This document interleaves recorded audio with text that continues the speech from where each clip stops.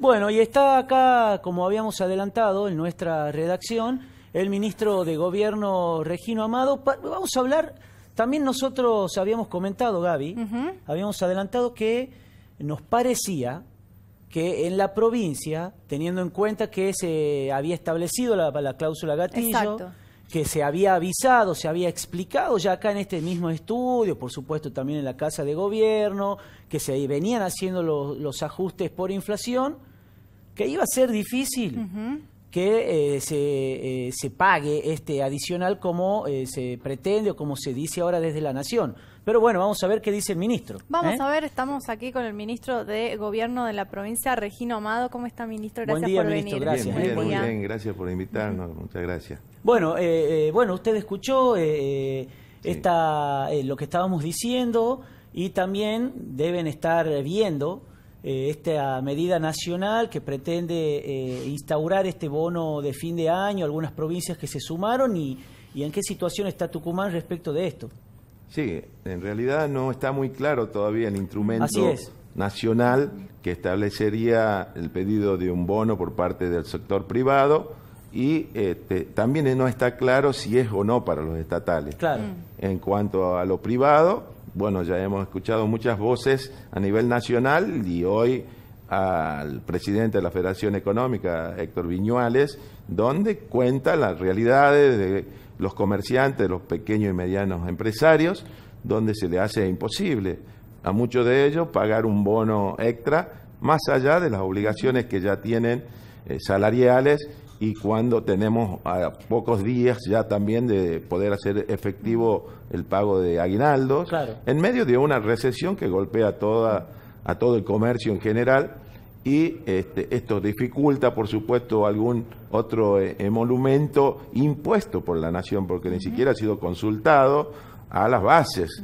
Por eso los gremios y los sectores empresariales están diciendo que no están de acuerdo con esta posibilidad. No estamos diciendo que el trabajador, el empleado, ya sea de lo privado o de lo estatal, no necesita estos dinero, lo necesita, y más todavía, porque lo que aumentó en tarifas, en combustible, en alimentos y en tantos otros rubros debido a la política económica nacional, hace que el salario se haya deteriorado mucho más de los aumentos que podría haber recibido. Claro. En cuanto a la provincia de Tucumán, nosotros hemos acordado con los gremios allá por febrero un incremento del 17% pagaderos en marzo y en septiembre, que ya han sido efectivamente pagados. Y también una cláusula gatillo que establecía la revisión en septiembre y en diciembre para adecuarla a la inflación que marque el índice de la región NOA, que la región NOA estuvo por arriba de la general, así es, un 0.2% más arriba. Claro, eso es la famosa cláusula gatillo. La cláusula gatillo, exactamente. Y también, entre otros pedidos que también no deja de ser muy importante para la provincia, el pedido de los trabajadores de no despedir a nadie, de darle estabilidad a aquellos que tengan contratos o estén en planta temporaria para pasar a permanente.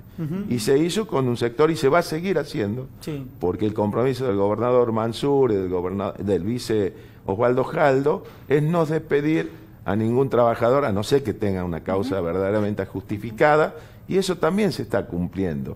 Entonces, nosotros llegamos a esta instancia donde la provincia ya ha pagado en septiembre, pagaderos en octubre, el 31,67% a todos los agentes estatales. Claro. Y nos queda una revisión en diciembre, que todos hablan de una inflación superior al 40%, hasta el 45% rondaría. Entonces deberíamos pagar, una vez que el INDEC publique el índice de precios anual, pagar esa diferencia. También hay que decirle, y me sirve este espacio también para comunicarle a los trabajadores, a los gremios, que como nosotros hemos pagado en octubre el 31,67%, todavía queda porque ustedes se acuerdan que lo habíamos estimado. Claro, fue estimado antes que para se dé el poder inicio pagar oficial. en octubre Claro, y cumplir el acuerdo que teníamos con los gremios, que era pagar en octubre. Claro. Entonces de ahí nos queda un remanente del 1,2% del mes que tendría que haber sido pagado en octubre y en noviembre. O sea, tenemos el 2,4% que se va a pagar en diciembre y el 1,2% de noviembre ya va a venir en la boleta de diciembre. Bien. O sea que ahí van a tener también un porcentaje importante para diciembre. Y antes de seguir, porque es complicado de comprender. Sí. La revisión que hay que hacer a fin de año, ¿también van a hacer igual? ¿El gobierno va a hacer un estimado antes que se dé el índice oficial o se va a esperar el índice anual y recién se va a hacer eso la se revisión? podría ver, se lo podría analizar, todo va a estar en función de la disponibilidad de claro, que también nos de muestre el recursos Ministerio y de Economía, claro, de recursos, porque usted recuerde que también hay que pagar el aguinaldo claro. y el mes que es se paga es la siempre. liquidación extraordinaria anual que hace el gobierno. Exactamente, que con eso intentamos volcar a la provincia más de 10.000 millones de pesos, pagando los 2 sueldos y pagando el aguinaldo. También siendo consciente que lo necesita el trabajador para esa época, que siempre tienen mayores gastos, pero también pensando en el comercio local que ante la recesión que vive necesita de que este circulante vaya al consumo, que es así. Nosotros estamos convencidos del gobierno provincial de que cuando mejor esté el trabajador, esos dineros se vuelcan al consumo y no pensamos que cuando los que más tienen, en la teoría del derrame, digamos, que el que más tiene que tener más para que derrame, porque derraman siempre migajas. Entonces, en ese el pedido de algunos gremios, no todos, porque algunos entienden lo que ustedes explicaban recién, que la provincia está en otras condiciones. Claro, porque por ejemplo Santiago del Estero ya dijo que iba a dar el bono, pero bueno, cerraron un acuerdo salarial que no contemplaba este ajuste por inflación, cuando a principio de año se creía que el periodo 2018 no iba a ser como viene siendo. Y tienen salarios más bajos también. Lo que hizo Santiago es dar un 20% anual, sin ningún tipo de revisión ni cláusula gatillo, entonces va a dar un bono de 10.000 pesos por única vez, que no queda en el salario, no queda fijo, y esto, por supuesto, que es mucho más conveniente para el gobierno que para los trabajadores. Nosotros cuando nos sentamos a discutir, discutimos siempre en medida de las posibilidades que tienen las arcas del Estado de dar lo máximo. Por eso los acuerdos en estos últimos 3 años han sido muy buenos, porque el trabajador ha entendido eso y hemos podido empezar las clases el 1 de marzo todos los años, a diferencia de casi el 50% de las otras provincias que no lo han podido hacer y que todavía continúan con el reclamo salarial. Este es un esfuerzo muy grande, porque si nosotros como provincia hemos armado posibilidades de pago y compromisos a futuro en febrero o en enero, cuando teníamos un presupuesto nacional que estimaba una inflación del 15%, hoy estamos hablando que le han errado no por 2, por 5 puntos, le han errado, lo han triplicado, estamos hablando por el 300%, que casi va a llegar al 45%. Y así es muy difícil y es muy comprometido, y a pesar de eso el gobernador ha optado en otorgar esa cláusula gatillo, porque también es muy riesgoso para la administración del Poder Ejecutivo, porque ¿qué hacemos si la inflación en vez del 45 se iba al 100? No podríamos pagar. Y ese sería el peor de los males para los trabajadores. Por eso a veces hay que hacer el análisis de que conviene un bono o conviene la cláusula gatillo, porque no pueden ser las dos cosas. Y usted la puede ver, en San Luis se otorgó el 21% de aumento con cláusula gatillo, pero que no se aplicó. Y están cambiando esa activación de la cláusula gatillo por un bono. Extra, ¿Por qué? Porque el bono es por única vez, no le va a quedar en el salario del trabajador, y eso lo perjudica y sigue tirándolo abajo al salario, que se le suma con la complicación de la inflación, de la pérdida del valor adquisitivo. Al margen de la cuestión salarial, por ejemplo, hablábamos con dirigentes de UPCN que decían que no se había cumplido con el pase a planta permanente de algunos agentes que se había pautado en años anteriores, incluso en acuerdo. ¿Es así? Es verdad.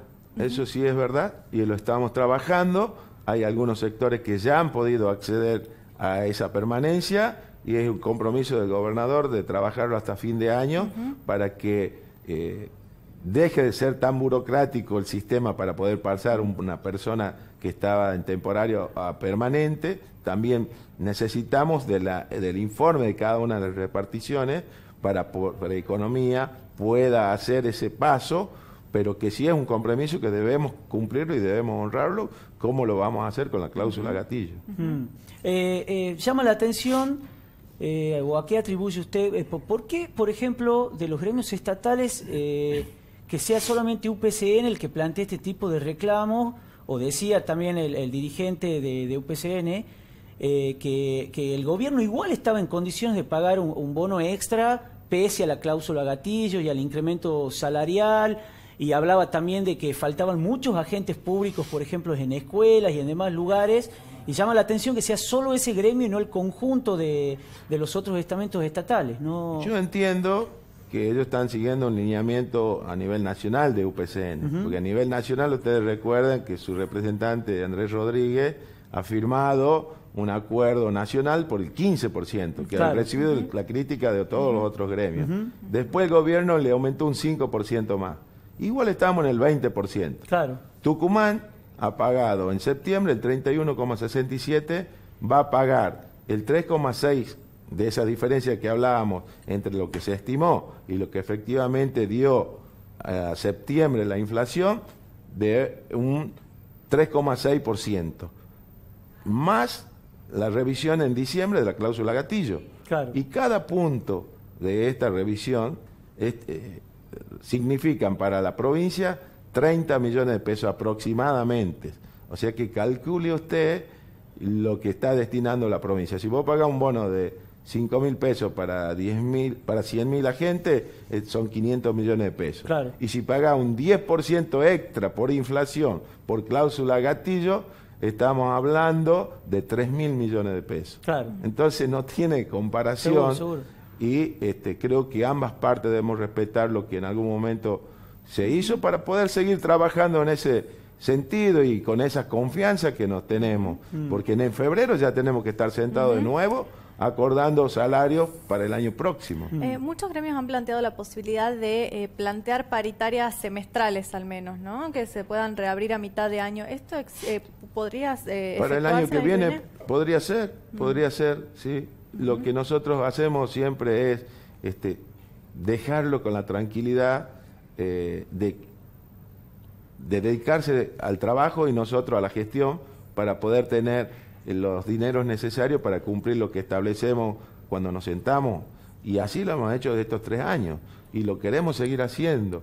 Cualquier sea la metodología que implementemos, y siempre va a ser consensuada, conversada hasta el final, tratando de buscar lo mejor, pero convencido de que el trabajador debe tener un buen salario, y Tucumán en ese sentido, al no dar bonos y a dar aumentos que quedan para siempre en el salario, va recuperando en la escala salarial comparado con muchas provincias, y ya estamos entre los primeros lugares, entre los 5 primeros podríamos animarnos a decir. ¿Tienen previsto dialogar quizás con los gremios o con algunas agrupaciones sociales, teniendo en cuenta que se prevé que sea un diciembre de mucha conflictividad, digamos? Sí, lo estamos haciendo, estamos conversando siempre, la preocupación siempre está, y también está la atención, porque en eso interactuamos con los distintos ministerios, desarrollo social, con las organizaciones no gubernamentales que ya tienen establecido ayudas desde la nación y algunas desde la provincia. También estamos atendiendo el sector privado. Esta semana hemos acompañado al representante de UATRE a una negociación con la Secretaría de Trabajo de la Nación, porque desde la Secretaría le querían pagar las planes intercosecha, como le llaman ahora, antes era Interzafra, ahora son intercosecha. Querían reducirle aproximadamente 15.000 beneficiarios, porque bueno, es medio difícil de entender el cruce, como hacen ellos, para poder determinar quién entra y quién no. Claro. Lo que hicimos es bajar el cruce para que entren más personas, y la verdad que ahí me acompañaron gente de muy preparada y que conoce muy de cerca y que pertenecen al gremio, trabajadores que han empezado desde muy chicos a trabajar en el limón, así que han dado una clase. Y finalmente, más o ¿cómo menos quedó? ¿Van a poder ingresar la cantidad van que a pedía poder Guatri? ingresar casi 30.000 beneficiarios del limón y van a cobrar los meses de acuerdo a lo que se presente como documentación. Por ejemplo, aquellos que han trabajado 10 meses, le corresponde cobrar 2. Claro. Los que han trabajado 9 meses, 3 meses. Claro. Y no tan solo eso, sino que UATRE, en su conjunto, todos los que fueron desde Tucumán, como el compañero Ferreira, que es un representante que está luchando por esto, ha conseguido que a través del gremio a nivel nacional, que es el RENATRE, aporte 700 pesos más para que esos 2.300 se transformen en 3.000. Claro. Usted me dirá, ¿es poco también? Sí, es verdad, pero de 30.000 beneficiarios le querían pagar solamente a 15.000. Claro, o sea que estamos con el mal menor, digamos. Seguro. Una consulta volviendo a lo del bono de fin de año. Si se conocen los detalles y finalmente el gobierno nacional establece que pagar la nación a los empleados públicos nacionales, y si esto se replica en una mayoría de las provincias, ¿pondrían un compromiso a Tucumán? ¿Qué actitud tomaría en ese caso la provincia? Lo que veo que con estas acciones siempre sobre la marcha, siempre inconsultas, han tratado de quedar bien con el sector privado y con los estatales. Podrían haber quedado bien el gobierno nacional al no despedir más de 40.000 agentes estatales que hoy están en la calle. Y hoy quieren darle 5.000 pesos que no le van a significar nada por la inflación que ellos mismos han generado y que han dicho que eso no era un problema para este gobierno. Claro. Entonces, hay que leerlo bien y el por qué hacen las cosas como las hacen. Claro, claro, pero de todas maneras lo que voy lo va a poner un problema al gobierno, lo va a poner el compromiso de tener que decir no, o en el compromiso de tener que sacar recursos extraordinarios de alguna manera y decir sí y pagar algún adicional. Nosotros lo que vamos a priorizar siempre es cumplir con la palabra, con lo que está escrito, con el acta que han firmado los gremios y el gobierno. Y el ministro de Economía va a ser quien decida cómo están las arcas provinciales, eso no lo manejo yo, y así que oportunamente, si lo invitan a él, le podrá explicar mejor esa parte.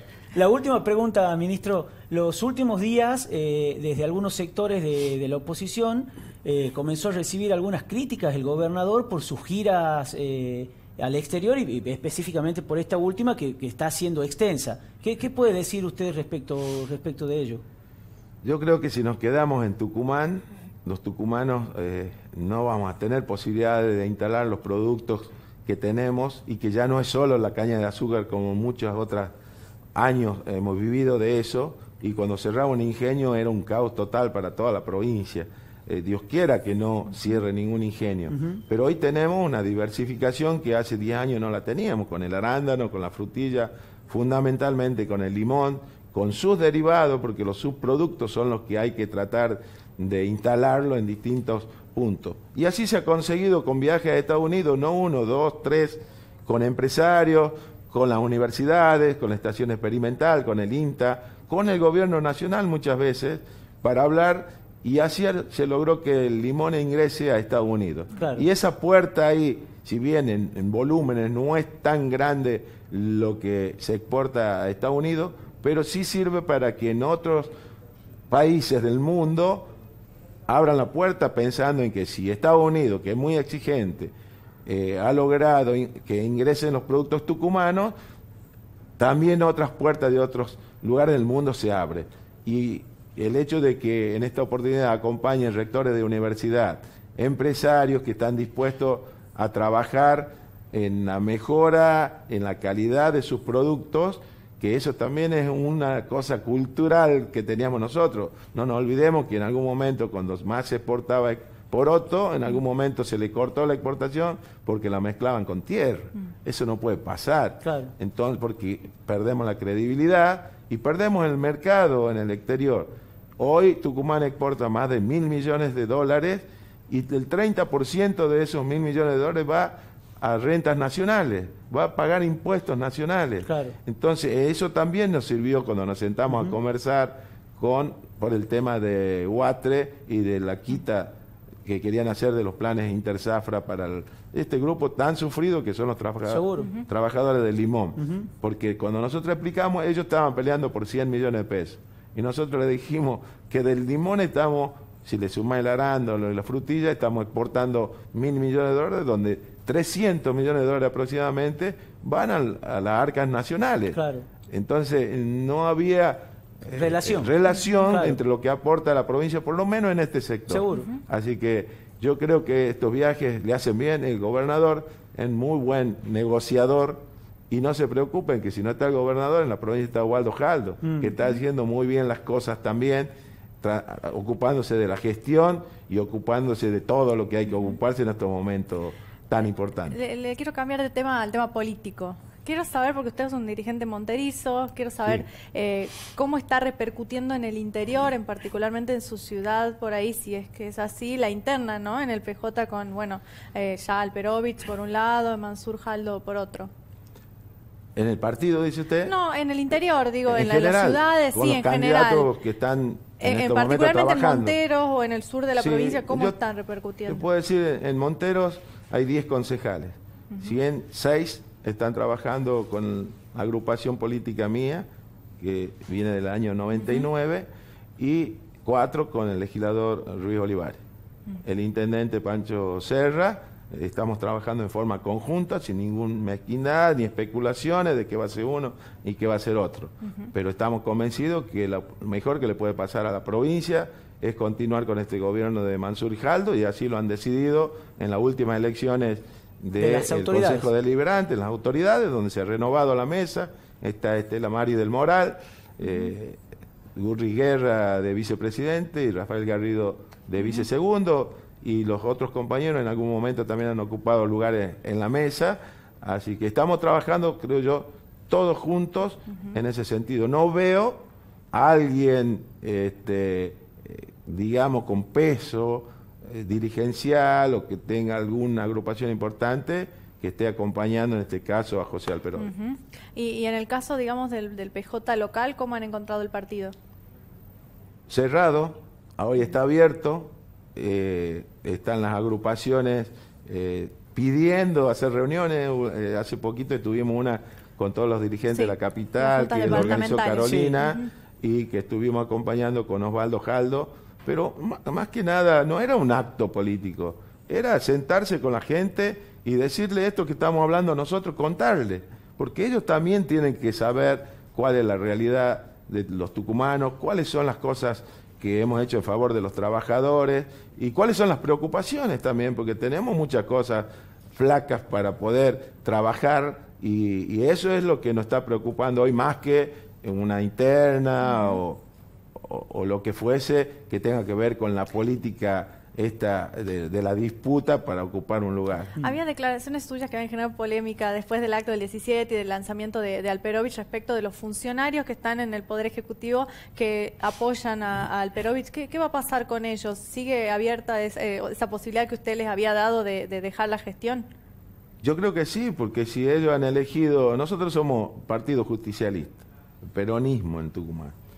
Y si ellos no piensan de esa manera, no creo que hagan un esfuerzo para que al gobernador le vaya bien. Entonces lo que tendrían que hacer es presentar la renuncia, si tienen decisión de hacerlo, en esta libertad que nos da la democracia de ser candidato, de ser elegido o no, que lo hagan por el partido que quieran, pero que no utilicen una estructura una vez más para poder ser y después desaparecer, y mucho menos ocupar un lugar donde podría tranquilamente estar otro compañero que está compenetrado con esta causa y con estas cosas que yo le expliqué que estamos haciendo en favor de la producción en Tucumán y de los trabajadores, sobre todo porque queremos lo mejor para los trabajadores. ¿Y cómo le cayeron estas declaraciones a usted y a la dirigencia en particular, digamos, estas declaraciones de Alperovich de que él se había equivocado en relación a la calidad de los dirigentes que había elegido y que ahora quería otro tipo de dirigentes, como una crítica también a todos ustedes de alguna manera? Mira, yo no puedo criticar por lo que él hizo en su oportunidad. Yo lo acompañé 6 años como a cargo de la vicegobernación. Por ahí se habla también que Mansur era un desconocido. Era un desconocido para quien lo dijo, que es la senadora Mirkin, o para el mismo gobernador. Pero en realidad a él lo recomendó un ministro de Salud de la Nación, Ginés González García.